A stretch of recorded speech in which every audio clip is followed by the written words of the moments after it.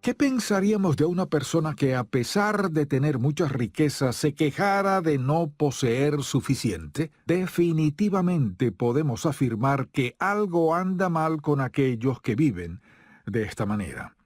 Y sabemos que algunos creyentes también viven así. No se han dado cuenta de cuán grandes son las bendiciones que Dios les ha dado. Puede que nadie les haya enseñado esta gran verdad, o que sencillamente no crean que sean ricos espiritualmente. Desde el día en que recibimos a Jesucristo como nuestro Salvador, heredamos un tesoro precioso. Fue a partir de ese instante que vinimos a ser hijos e hijas de Dios y nos hizo herederos del tesoro más maravilloso que pueda existir. ¿En qué radica el valor de ese tesoro? En las promesas que nos ha dado y que ahora han venido a ser nuestras.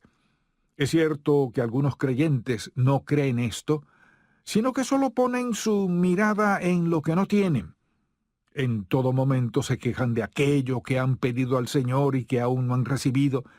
No se dan cuenta de cuán maravillosas promesas nos ha dado y que lo único que tienen que hacer es apropiarse de ellas.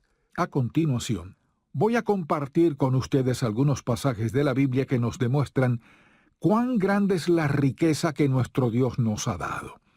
Estoy convencido de que el diablo aprovechará cada oportunidad para tratar de engañarlos y hacerles creer que todo esto es mentira. Hará todo lo que esté a su alcance para convencerlos de no creer a la palabra de Dios. Pero si usted es lo suficientemente sabio, sabrá rechazar sus maquinaciones y atesorará el mensaje que el Señor les da por medio de este sermón. Le invito a que busquen en su Biblia lo que el Señor declara en relación con este tema en Romanos 5, versículos 6 al 11.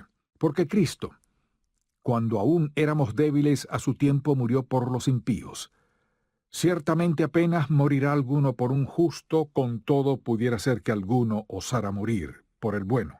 Mas Dios muestra su amor para con nosotros, en que siendo aún pecadores, Cristo murió por nosotros. Pues mucho más, estando ya justificados en su sangre, por él seremos salvos de la ira. Porque si siendo enemigos fuimos reconciliados con Dios por la muerte de su Hijo, mucho más, estando reconciliados, seremos salvos por su vida. Y no solo esto, sino que también nos gloriamos en Dios por el Señor nuestro Jesucristo, por quien hemos recibido ahora la reconciliación. Fue en el instante en que recibimos a Jesucristo como nuestro Salvador personal, que Él perdonó cada una de nuestras faltas y pecados. Nos dio la oportunidad de entablar una relación personal con Él, y es gracias a su sacrificio que hemos venido a ser hijos de Dios. Y sabemos que este es el tesoro más valioso que cualquier ser humano puede llegar a poseer. Es la posesión y la herencia que hemos recibido de Él, que Dios ha venido a ser nuestro Padre Celestial. Jesucristo es nuestro Salvador y nuestro hermano, y ahora hemos venido a ser parte de la familia de Dios. Dejamos de ser quienes éramos, hijos de las tinieblas, para ahora ser hijos de Dios. Este es el fundamento y el comienzo de una nueva vida. Y hasta que una persona no tome esta importante decisión, no podrá recibir las demás promesas que el Señor da. No solo nos ha salvado y perdonado, no solo ha escrito nuestro nombre en el libro de la vida del Cordero y nos ha dado un lugar en su reino celestial, sino que también nos dio la siguiente promesa.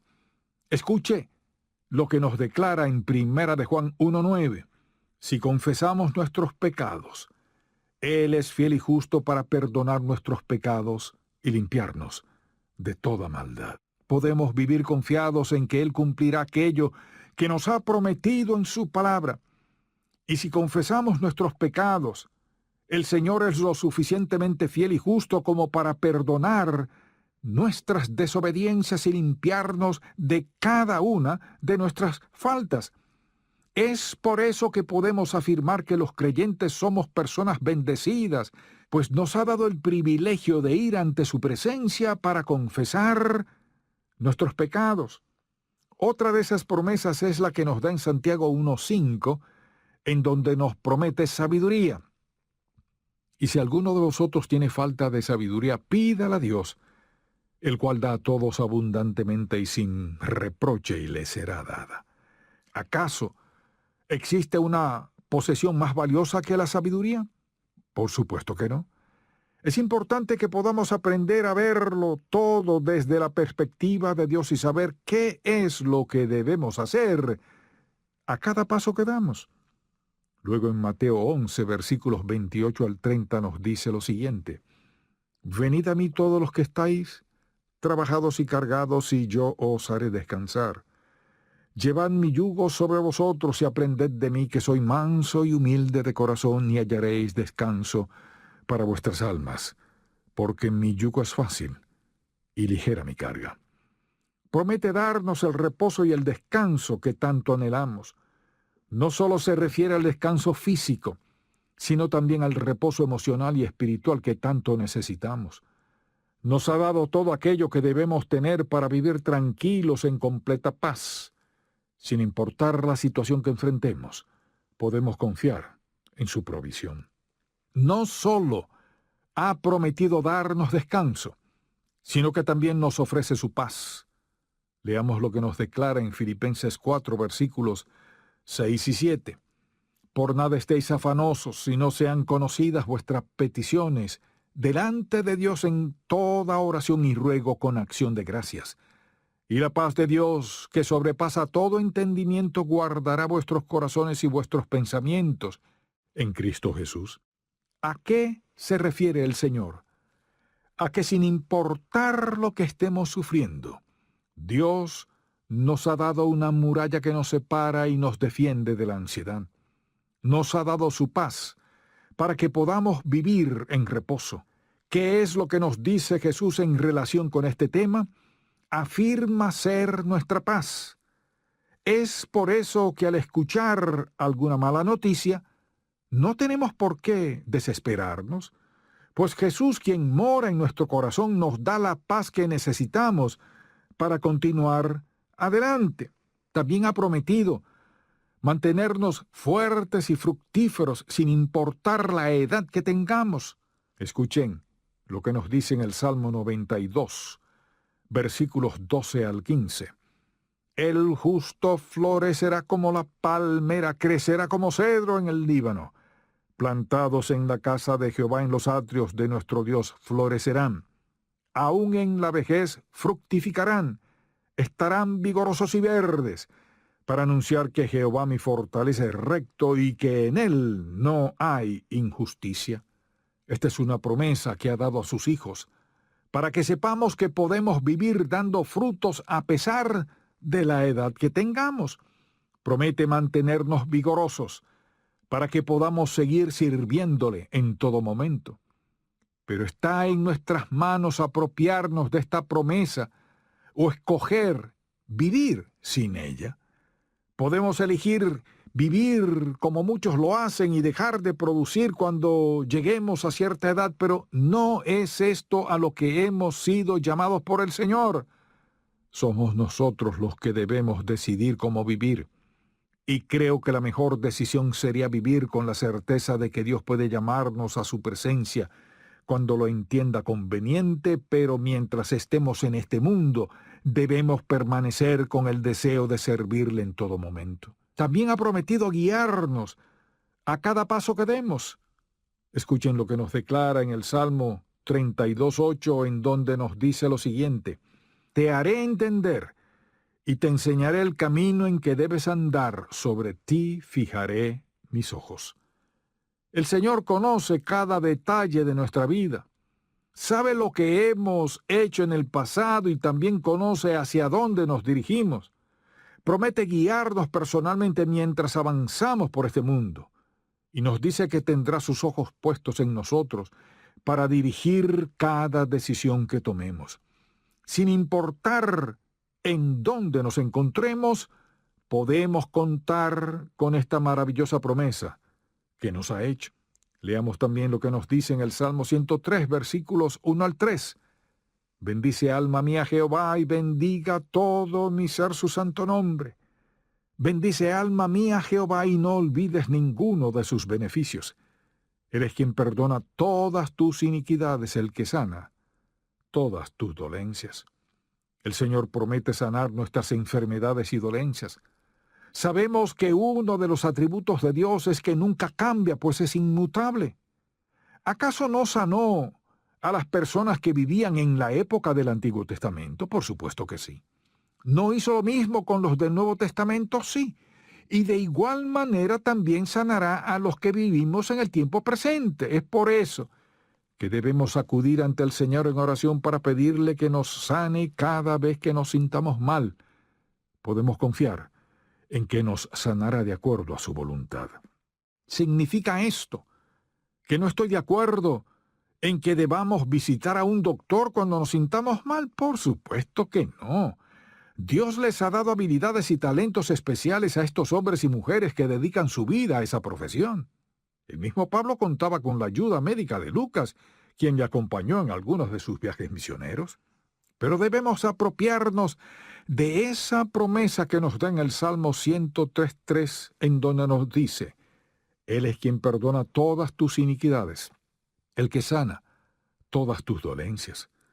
La razón por la que sabemos que Dios aún continúa sanando a sus hijos en nuestro tiempo es porque nunca cambia. Sus promesas son invariables y hará todo aquello que nos ha prometido. Y si estamos convencidos de que el Señor todavía perdona los pecados de los que se arrepienten hoy, también debemos estar de acuerdo en que sigue sanando a sus hijos de acuerdo a los planes que ha trazado para ellos. Sin embargo, la mayoría de nosotros esperamos hasta el último minuto antes de pedirle al Señor que nos sane. No es sino hasta que los doctores nos declaran que no hay nada más que pueda ser hecho que corremos ante la presencia de Dios en oración para implorarle que nos ayude. ¿Por qué no acudir primero ante nuestro Padre Celestial? No tenemos por qué hacer lo que otros nos dicen que debemos hacer, sino confiar en las promesas que Dios nos ha dado y apropiarnos de todas y cada una de ellas. ¿Significa esto que los creyentes no sufrirán enfermedades o que no morirán? Por supuesto que no, pues no es esto lo que la Biblia nos declara. Pero sí podemos afirmar que seremos sanados cada vez que el Señor así lo determine. Y sabemos que al morir iremos a la presencia de Dios para así disfrutar de la vida eterna que nos ha prometido en su palabra. Otra promesa que el Señor nos da en su palabra la hallamos en Romanos 8, versículos 38 y 39, en donde nos declara que nada podrá separarnos de su maravilloso amor, por lo cual estoy seguro de que ni la muerte, ni la vida, ni ángeles, ni principados, ni potestades, ni lo presente, ni lo porvenir, ni lo alto, ni lo profundo, ni ninguna otra cosa creada nos podrá separar del amor de Dios, que es en Cristo Jesús, Señor nuestro. El Señor nos ha dado su amor incondicional, y esa es otra promesa que nadie más puede hacernos. No podemos comparar el amor de Dios con el que otros puedan ofrecernos, y ha prometido que nada ni nadie podrán separarnos de ese amor. Su amor por nosotros nunca cambiará. También nos declara en su palabra que nos ha dado seguridad eterna. Leamos lo que nos dice en Juan 10, versículos 27 al 30. Mis ovejas oyen mi voz, y yo las conozco, y me siguen, y yo les doy vida eterna, y no perecerán jamás, ni nadie las arrebatará de mi mano. Mi Padre que me las dio es mayor que todos, y nadie las puede arrebatar de la mano de mi Padre. Yo y el Padre, uno somos. Nos ha dado un tesoro precioso. Nos ha provisto con la seguridad de la vida eterna. Por su gracia hemos venido a ser hijos de Dios y no existe nadie que pueda cambiar eso.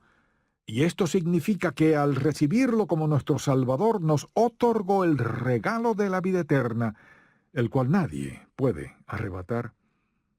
He conversado con personas que no creen que se pueda tener la seguridad de la vida eterna, pero están completamente equivocados. Hace poco hablé con alguien durante casi 2 horas y esta persona estaba convencida de que al morir su cuerpo iría a la tumba y su espíritu quedaría dormido hasta el día de la resurrección. Le pregunté de dónde había sacado esa idea. aunque sabía que el pasaje que citaría para respaldar su punto de vista. Enseguida comenzó a leer el pasaje que se encuentra en Primera Tesalonicenses 4, en donde se describe la muerte del creyente con la frase «los que durmieron en Cristo».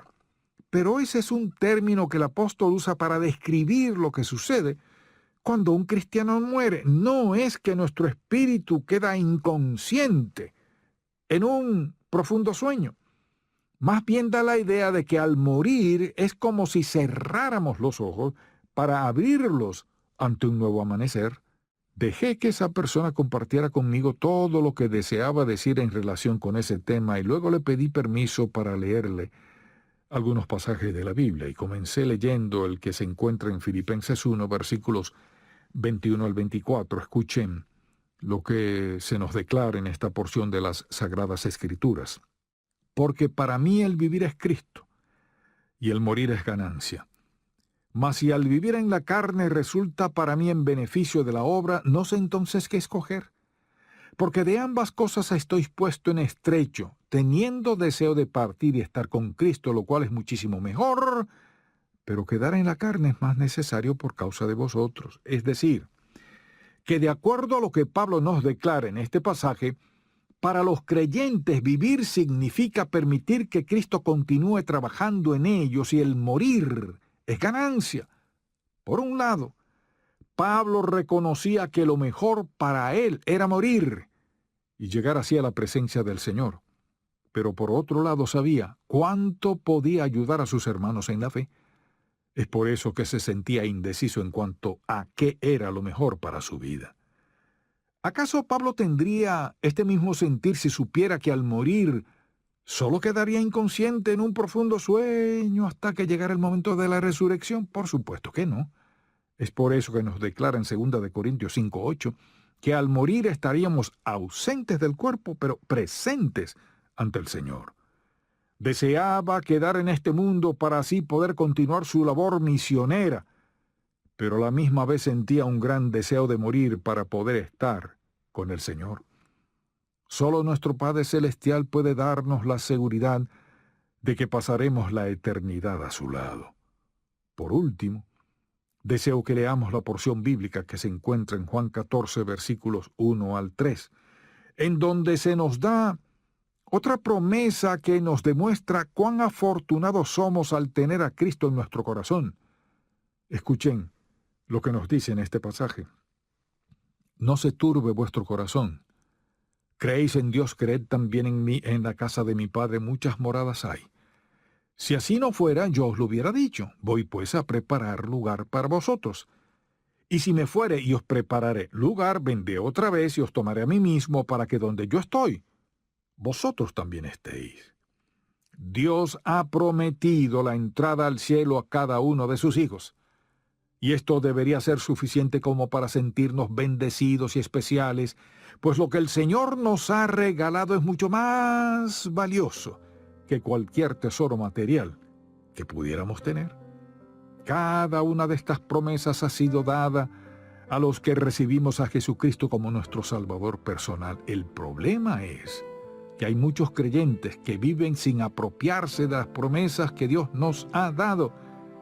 Es probable que esto ocurra por falta de conocimiento, o sencillamente porque no se sienten merecedores de poseer tan valioso tesoro. Pero lo cierto es que sus promesas son para cada uno de nosotros. Y el desafío que deseo darles hoy es que podamos vivir cada día disfrutando de lo que nuestro Padre Celestial nos ha dado. Sin importar lo que enfrentemos en esta vida, debemos recordar cuán maravilloso es el tesoro que el Señor ha puesto en nuestras manos. No tenemos por qué desanimarnos, pues nos ha otorgado preciosas promesas que nos sostendrán en medio de cualquier dificultad.